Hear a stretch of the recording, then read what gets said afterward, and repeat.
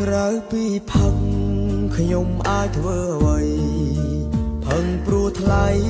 ក្បត់ចិត្តសង្សារផឹងពេលនេះផឹងព្រោះស្នេហាផឹងជុំលៀងសង្សារមានថ្មី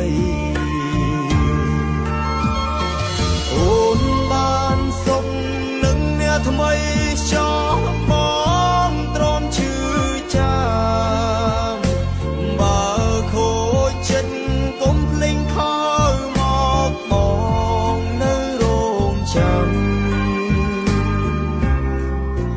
ចិនស្រឡាញ់